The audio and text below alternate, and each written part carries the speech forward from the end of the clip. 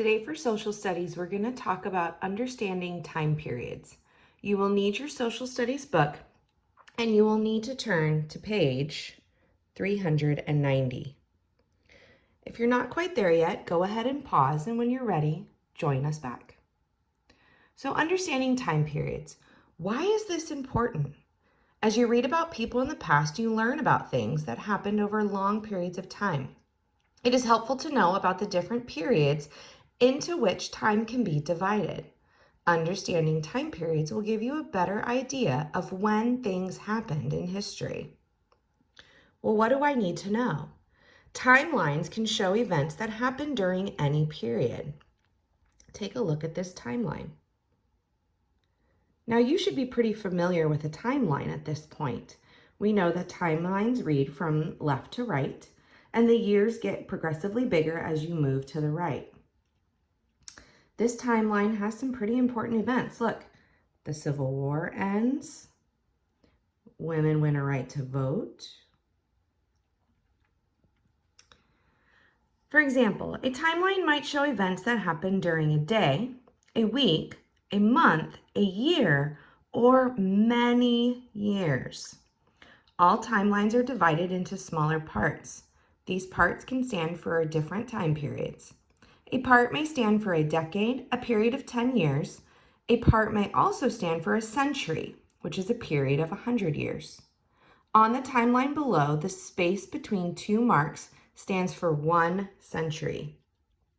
So there's one space, the 1700s, and then we see the next space is 1800s. That's 100 years. So this timeline goes in increments of 100 years. The first part of the timeline shows events that happened during the 17th century.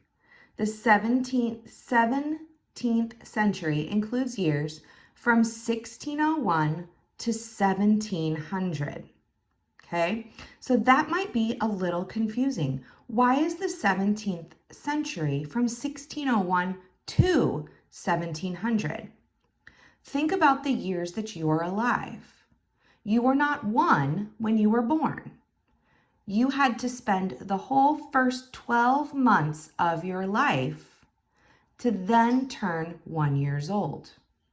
So when we see the 1700, that actually marks the end of the 17th century, okay?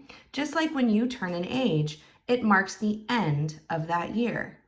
When you turn 10, you will have already been alive for 10 whole years, because the first year of your life, you don't count in whole numbers. It's just in months, okay? Let's practice this skill. Use the timeline on these 2 pages to answer these questions. When did the Pilgrims arrive in North America? So I go down to my timeline and I look, the Pilgrims settled in Plymouth Colony in 1620. Was the Declaration of Independence adopted before or after the Revolutionary War? Well, the first thing I'm going to look for is the Revolutionary War. Well, here's the Revolutionary War. It begins in 1775. But my question asked me if the Declaration of Independence was adopted before or after it began. Well, the Declaration of Independence was adopted in 1776. And we can even see that there are 2 dots. One comes after the other. So the Declaration of Independence was adopted after the Revolutionary War. The final question is, what is the first event on the timeline? And in what century did it happen? All right, let's go back right up here for a second. This page wants to make sure that we understand that the 17th century includes the years from 1601 to 1700. Remember, when we hit 1700, it is the end of the 17th century. All right, let's go down here. The first event on our timeline is the Pilgrims settling in Plymouth Colony. That happened in 1620. What century did that happen in? What century did this event happen in?